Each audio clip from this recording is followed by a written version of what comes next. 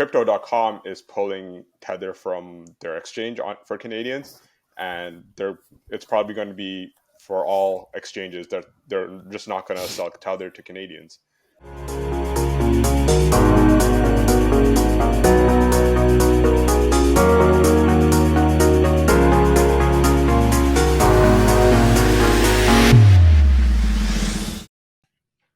What's up, everyone? I'm Kawinder. I'm the coding nerd. I like to program in my free time. We have Mo, the grumpy engineer, who likes yelling at people at work, especially if their code's bad. Then he just stares them down. And we have Ali, the marketer, whose mission is to prove that marketers don't lie, even though the book is basically proving that they don't, but they're just telling stories. But that is his mission. So we'll see how he fares in that mission throughout life. We have an interesting episode for you guys today, or at least I think it's interesting. A couple of things that we're going to be covering. We're going to be covering Build a Planner, which is an awesome tool to allow you to customize and build a planner yourself. We have another app called ACloset, which is going to talk about how to organize your closet and have that, and Mo's going to be telling us about that. And we have What's Up. Essentially, there's Ontario has banned certain types of cryptocurrencies and securities, and so we'll learn about that. And the real estate market, as always, is being affected in Canada, and so outside investors are apparently not able to buy in Canada, and we'll hear more about that and figure out exactly what's going on in that front. So yeah, Mo, why don't you kind of kick us off and let's dig right in. Yep. So this is a tool I found pretty interesting. Disclaimer, it's because I actually wanted to build something very similar to this. It's just a tool to allow you to build a PDF that you can use to print out your own planner, right? Has a ton of configuration options. Like, I think we can actually try to run through some of it. Like, date format, your date range, what kind of view you want, like a weekly, a daily. Let's go daily. And then some, like exactly like this, right? You can customize how you want your daily page to show up. You have extra notes, like a note section, a yearly overview, etc. So I thought it was a really cool tool. It's like, I think they're selling this for you to download. It's like £4, so I think like $6, somewhere around that range. Though I feel like a lot more could have been done, because when I was thinking about exactly this, like something to allow you to build your own personal notebook, I was thinking like you could upload your own modules, your own designs, like you could, and then once that is done, like you can either take the PDF or you could order the notebook from the service and your PDF would be free. But I guess it's a lot more complicated than this, and maybe this is what the author intends to do, but I thought it was a pretty cool tool, and it's something I actually might try out myself. So can you buy Planner on this one after you finish designing it? I believe it's just a PDF. Let's just double check. I think that's leaving a lot of money on the table. Yeah. But I think part of it is just because, like, sorry, let me just reset this. Like, building small print, like, customized notebooks is just a lot of expenditure, right? I'm sure like there's a lot of logistics involved just to create, like, I don't know, a custom notebook, like the Steam system notebook. So that one's customized too? It's not custom, but it I would say it's like a small order print. Like, it's not a mass market thing, right? It's like, from last episode we were talking about the theme system, and they have a specific journal for it, but it's like 10,000 orders, right? That's, I think, considered like on the smaller side of printing. Mm-hmm. And to build something on that scale, like, it's just, especially if you're just building one, it's hard to do. Yeah, I think when I first saw this and I was kind of looking at it, I just thought it was really cool. It just gave me like kind of a inspiration to just think about other ways you could probably do this in other kind of customized fashion for other products. But But I really do think that there's a lot more configuration that you can do with this. You can add your own logos and things Yeah. along those lines. Like there could be so many other things that you could do with this. And I think the author potentially is doing kind of like an MVP to see how it Hmm. works. But I, excuse me, you can definitely create some competitor to this for sure. Could probably even go like corporate route. Like there's a bunch of corporate notebooks that are given out that kind of suck ass, Yeah. and using this to like kind of make yours unique would be interesting.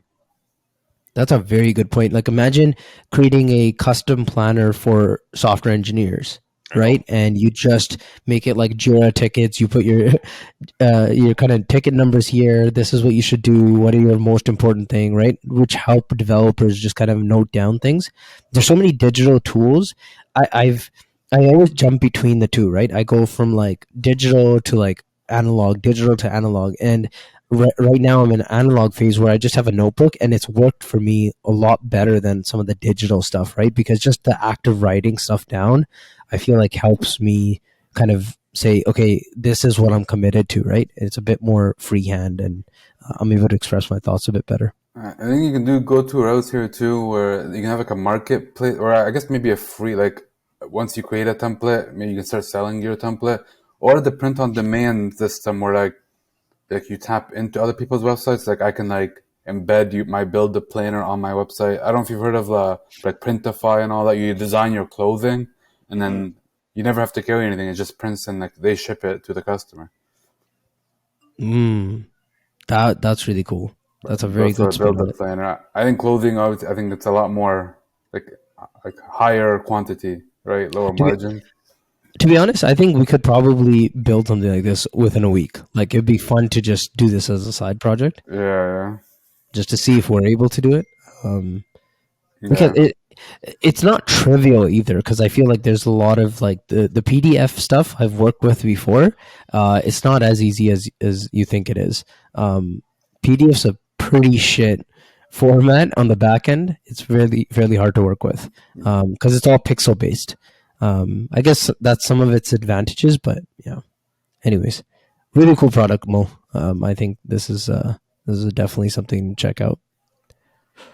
Yeah, and kind of not related to our next topic, but something I found useful and use myself. It's this ACloset. Basically, it's an app to help you organize and visualize what you have in terms of like your like clothing closet, right? How it works is you download an app. Yeah, I guess they're on both Apple and Google Play stores. You take out your clothes, you scan it. It has an AI to filter out what the clothing item is. So it'll take you give it the picture, it'll like cut out what it thinks the clothing is, and then it'll try to fill out some details like is it pants? What kind of pants? Are they jeans? Are they trousers? Or if it's a long shirt, a t-shirt, is there a graphic on the t-shirt? Is it a solid print? It'll try to fill out as much as it can, and then it leaves the rest for you to like alter or like add your own details.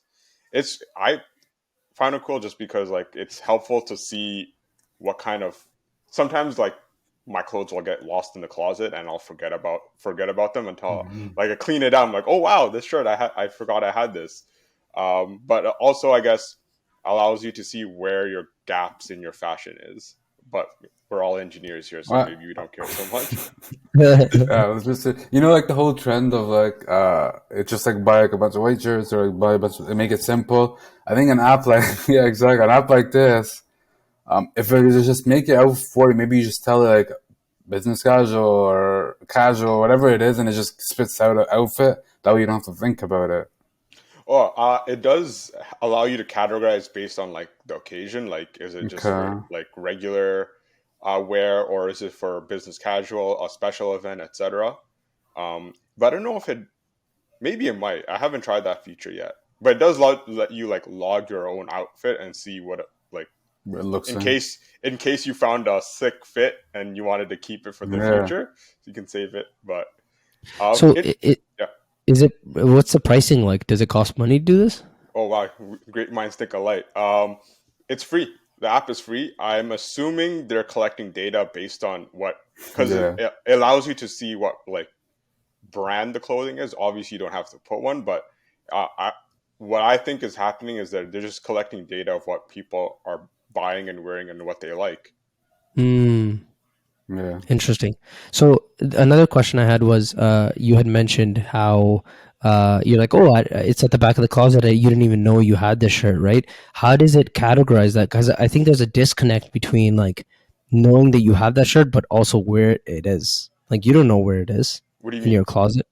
As in, like it might be available in your A Closet app, but you don't know where the actual shirt is. So it's like you're gonna have Oh, to, yeah, yeah, it's not in the location. I guess from my perspective, I only have a few places where I store clothes, yeah, um, fair enough. and it's more like like something will be stuffed to the back, and I'll forget it exists. Yeah, exact. Same with me. Like Yeah. there's shirts under my other shirts that I'm never gonna wear. But it would be really cool because I'm thinking the next step of this would be like let's say you had like a system where you could label and you could say, okay, like this shirt is an A4, and then like you just go to A4 and it's there. That would be cool. And Mm. then now you have a system of like, it just tells you go to A4, go to A13, go to A1, and now all your clothes are there, and just pick them up and go. I think that would be the kind of the next step of organizing it even further. But maybe I'm just thinking too beyond. Does it know what you wore? Like, are you logging in what you wear every day for it to spit out that you haven't Uh, worn this shirt in a y- while? yeah, like I don't know if it tells you like, oh, you haven't worn this in a while, but it does prompt you to like log what you're wearing every day. Like you can turn it off, obviously, but there's an like I guess it encourages you to Yeah. log your clothes. Okay. Like What's the process like for that? You gotta like search the item and then just select it, kind of thing. yeah, you could also just take a picture, and I think it might Oh, like it picks that up. yeah, I forget, but usually I just pick out what I'm wearing, and if it's not something that's already in the system, I'll add it. Another cool thing was that like you can also put in the price you paid Mm. for like whatever you're wearing, and then it will track how many times you've worn it, so you can get a cost per wear That's amazing. number.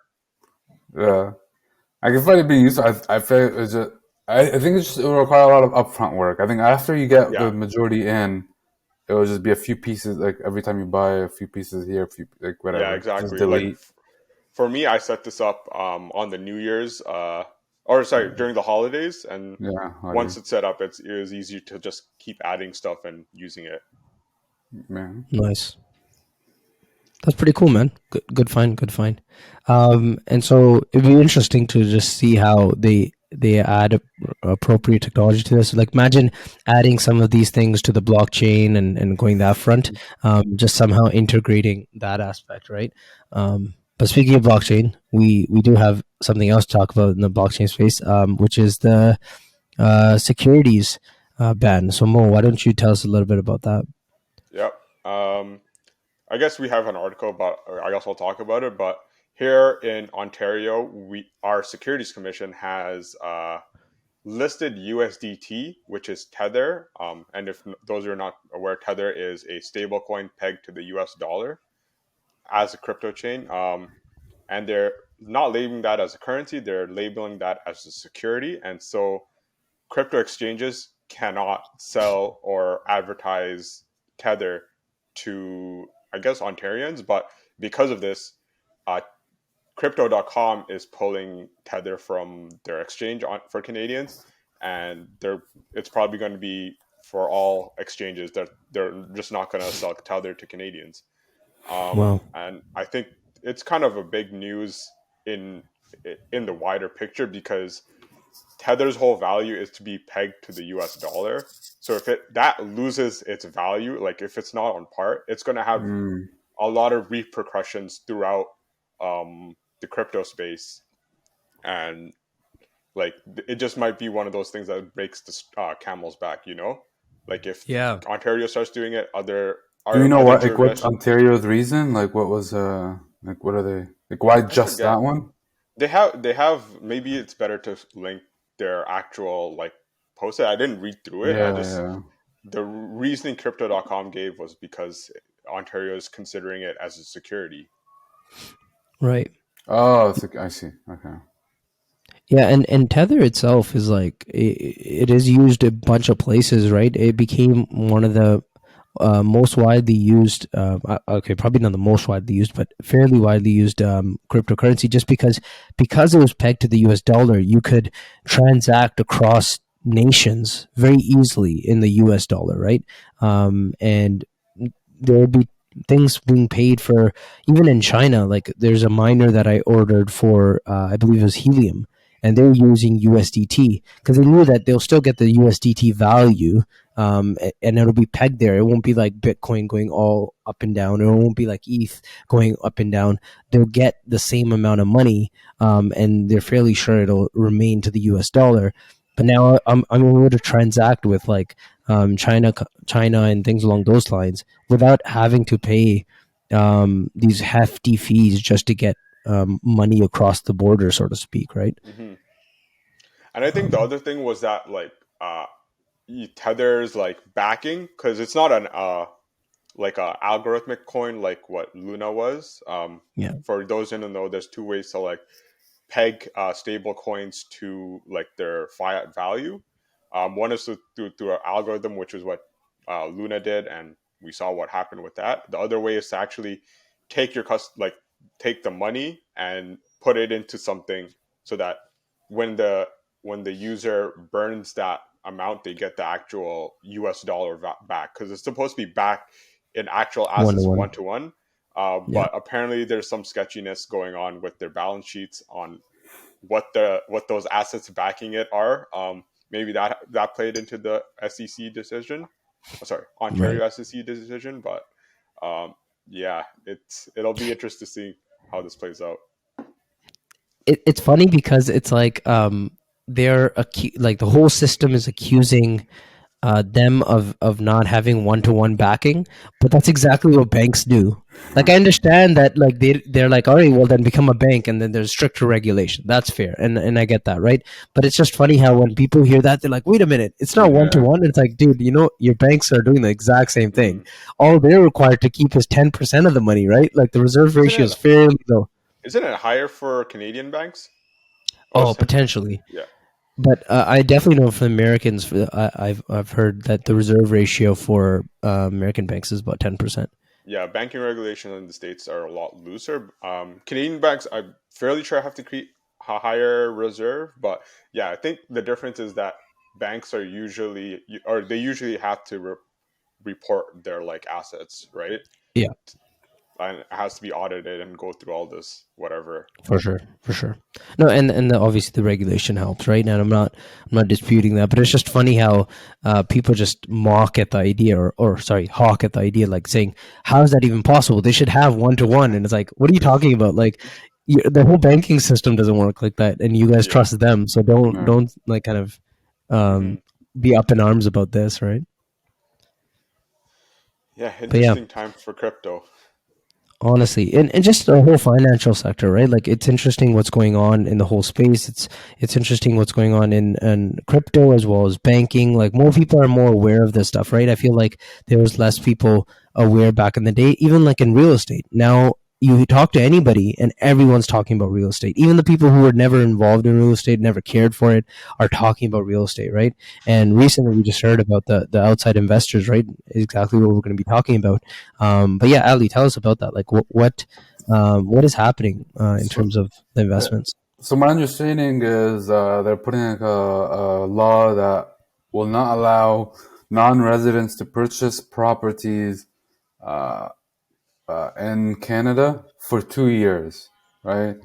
Um, but and so far, my understanding is that okay, you can if they do, they'll just have to pay a $10,000 penalty, which some are saying is nothing if they're buying like $1 million property. But the court can demand that they sell that property at the same price they bought it at without, Mm. yeah. But I feel like that's like a loophole. They might not be like if the court doesn't demand it, they won't have to sell it. And the other thing is they're still allowed to buy like a full building, so they can just buy an entire like an apartment building, for example. So Yeah, uh, I think some of the loopholes were or like loopholes are I guess openings where I think if you're a PR, you're still allowed to buy property. Yes. If you're a corporation, I think you're yeah, like buying a whole Exactly. building would be a corporation kind of thing. Um, yeah, I think it's not a full fledged like ban as they say, but it is somewhat of a restriction on foreign buyers. Yeah, and I think it will help, right? Because the purpose is to increase supply for Canadians, right? And by reducing the money that's coming from abroad, right? You decrease the demand, obviously, right? And therefore it'll increase the supply and bring down the price for Canadians in general, right? And so what's happening is, yeah, you can buy a building, but it's much harder for most people to buy a whole building. Versus the average person who's coming here who can barely afford one home, but they will. They'll gather But I enough think money to this is buy that more home. about people. I think this is more about like people, non-residents buying here and not moving here. They're just, I guess, like an investment, like to rent it out and stuff. So it's not No, like but people just coming like that just got here there's a lot of people who just got here and they just want to buy homes, right? Yeah. And they'll do anything. Like I even in the to live in, not yeah, as an to live in. investment. Yeah, Yeah, yeah, yeah. and I To live think in. they should be fine to purchase. Yeah, if they're a PR, they should be How still about if allowed to somebody got purchase. here and they're not a PR then? But yeah, I think to Ali's point, there's like a lot of cases, especially like I think it's starting to happen, or it's been happening in Toronto, but it's been happening forever in like BC, where a lot of foreign nationals will just buy the house, never see They're it, empty. they're empty. That Right, right. And I don't know if that's happening as often here, but I know in my like community where there are people who come from another like India or something like that, and they'll come here and they just want to buy a home, and that's fair. Like I understand that, right? But what ends up happening is because they have such a it's a cultural kind of shift of just we need a home, regardless if they're PR or not.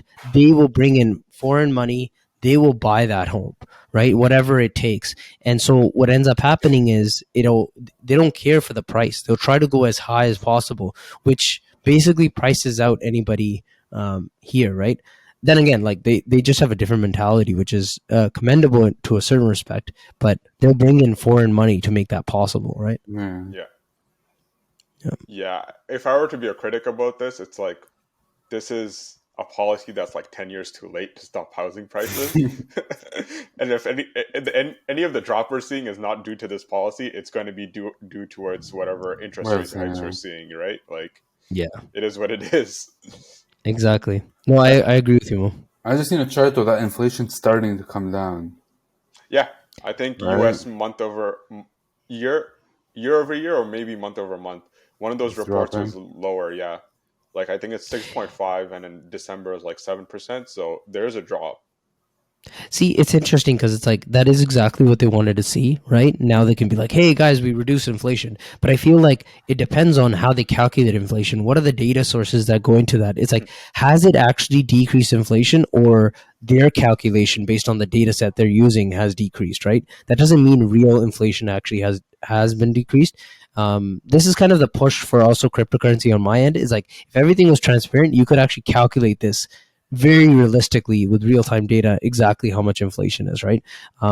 Whereas now they're basing it off data that's probably incorrect. And so who knows if inflation is actually going down or not? I mean, to be fair, like I think with the Ontario, or not Ontario, the Canadian like statistics board, like they've published their own inflation numbers, and they tell you like, oh, we calculated x this x that.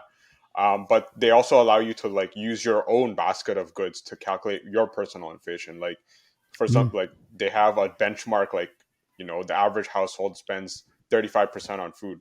That's actually a high number, but maybe your basket is like 10% because you only eat like cereal or something. Hmm. Yep, mine would be. No, just kidding.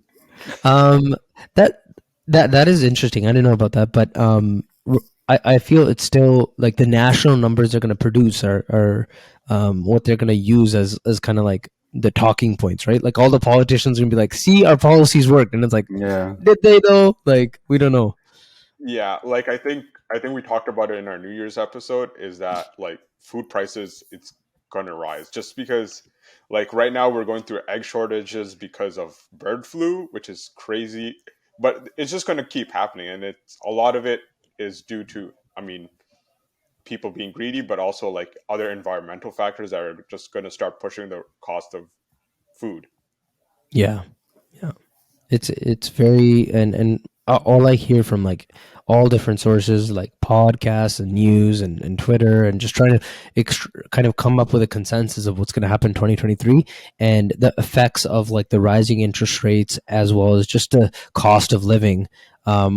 We barely felt it in 2022 because it was at the tail end. People are really going to struggle in 2023, right? Now the effects are going to start, as we talked about, right, Mo? Like in the New Year episode, is all the effects are going to come in 2023, and the people who are kind of conservative with their money have been and are trying to play it right. They'll probably end up doing well, but there's going to be a lot of hurt going around, so to speak. Yeah. Like, and I think to Ali's point about like reducing the market for foreign buyers, it's also going to hurt people that are being forced to sell their house. Because like there's, I think I was reading on the newspaper about private lenders are starting to like force sales of homes because they don't think the payer can pay the mortgage anymore. Mm. So like we're already in a reduced housing market. Like, I don't know if it's gonna, there's a good chance it might drop even further, but it's not a great time. If that's the case, like if you're what you're saying is true, then it's like a crash happens when there's forced sellers and no buyers, right? They're forced to sell and the buyers can't buy at certain prices, and therefore markets crash, right? And so if that ends up happening, if more basically kind of like calls of selling your home come, and now buyers are trying to get mortgages and they can't qualify at that level, what's going to happen? It's going to crash the market, right? So that would be very, very bad in my opinion, and it would suck. Yeah. Yeah, I wonder what other jurisdictions are also doing the foreign buyer ban. I think maybe I'm misremembering. I think Australia has one, possibly New Zealand as well. Not sure if Americans have a ban. I don't think so. Doesn't seem American to ban Yeah, ban I don't think so. buyers. So I'm not sure if this is true, but apparently they say in America you have to pay tax on all your money across the board. Like, Yeah. even if you make money in like a different jurisdiction, you actually have to pay American tax as well, even if you pay tax there. Yep. I did not know that. If I you're an think even if you expat, don't live there, yeah, right? you can be an expat for like 30 years. You still have to pay American tax. That's wild. I know. That's wild to me. So then when they always talk about corporations and things like that doing this, skirting the way like Apple has a corporation like New Zealand or something, and then they have to pay for the trademark. Ireland. Okay, yeah, Ireland. And they have to pay for the trademark to that company. Like, does that work? Because then they don't have to pay tax. You're giving me your money. Yeah. There's like it depends if you have a tax deal with the country. I'm assuming Ireland has some sort of agreement with Americans saying like if they pay tax here, like it can count towards some reduction in their American tax. Like I think, maybe correct me if I'm wrong, Ali, but I think it's the same deal with like citizens between Canada and the US, and that like if you're an American in Canada, there's like some kind of agreement where they'll try to balance the two out. Canada, yes. My dad works in the U.S. So if you pay taxes there, you'll just pay the difference of whatever you would have had to pay here if you made that money. Like you're not getting double taxed, yeah. But U.S., I would. I don't know about the other way. I'm assuming it'd be the same thing other way. Yeah. But the Apple situation, I think it's like giving it to a different company. It's not like it's no longer Apple's money. So good point. Right? Yes, it's Apple asterisk. Yeah, exactly. It's banana. There you go. That would be hilarious if the other corporation named banana. It's just kind of like sticking to America, but without. Yeah, this is another what's hot topic.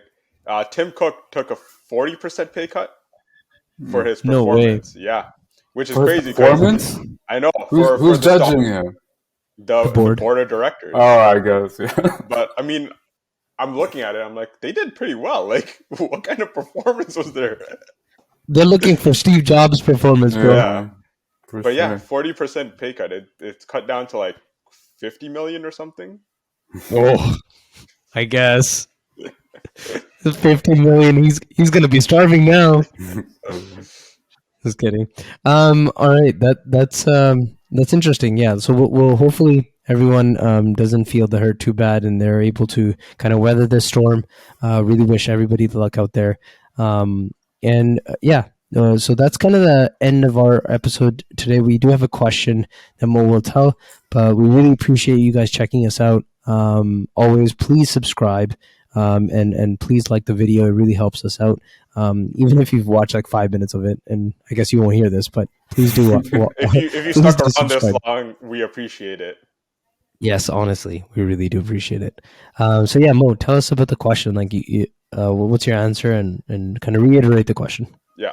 So coming from like our New Year's episodes, we were talking about themes and how I had a personal theme for this year. We were wondering what kind of themes you guys had.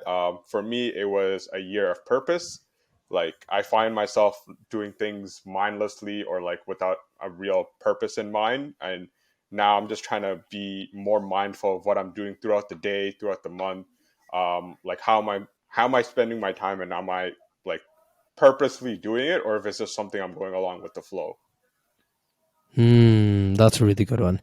And I've been thinking about this, and I just didn't have an answer to it. But I'm gonna steal yours. So and I have been thinking about this, and it's like I just turned 30 last month, and I just thought, okay, what did I do in the previous decade? It really gave me some pause and to think about, okay, like what have I accomplished? Where am I? And then it allowed me to think, okay, what am I going to do in the next decade? And that really, I would agree with you. Like I would do things mindlessly. It kind of just fell into place and did the next thing that I had to do. It wasn't really planned. And now I think it's the decade where we need to plan, right? Mm-hmm. And so I would agree with that. Like hopefully we lay down the foundation of the next decade in this year. Very true. And honestly, the wife and I have been having like I don't know, winter blues or something over the last couple of weeks. We don't know if it's winter blues that's going on, but yeah, just the whole not like lack of purpose, just like waking up, repeat, like, a cycle repeating kind of thing. Just trying to get out of that. But yeah, I would say for me, I think that one of the bigger things I'm working on right now is just trying to avoid stress and stuff, like, because sometimes I'll make stress out of nothing. So, Yeah, to, same. but I don't know. I think maybe that's what's making me depressed now. It's like no stress now. I'm just like, Why It's like I should be stressed. yeah, exactly. Stressed about not being stressed. That's hilarious. It kind of, you're right. It kind of, this is kind of a tangent, but I feel like I think about that a lot of what is our purpose? What is the reason we're doing anything? We do these side projects. We work really hard. I put in extra hours, etc. It's like, why are we doing this? All right, so for some financial wealth and some financial stability. It's like, okay, so but the problem is I feel like we're gonna get there and we will have financial stability or more than we need, but we're gonna be so trained to working that we're never gonna go to the other side of the chasm, so to speak, and be able to relax because now you're so used to working and Yeah. that's what you love to do. And it's like I always think, I'm like, oh, I'll work really hard so then I can relax. And I'm like, Yeah. but the problem is when you start working really hard, that's what you do and that's what you That's what love to do. It's not that you enjoy it; you find fulfillment and purpose out of it, right? Yeah. And it's harder Yeah. to do that like relaxing. Yeah. And so I'm scared because I'm like, if I get into that mode, really, like I'm already in that mode, but if I double 2 times or 3 times what I'm doing now, what's going to happen? Like, am I going to have a good family life? Am I going to be able to kind of accommodate all those things in 10 years? And that's what makes me most afraid. Like, will I be content? And I don't know. The key is not to be happy or content. The key is to find meaning. Make sure to subscribe to this podcast Yeah, to stay tuned you can in, find- in yeah. 10 years.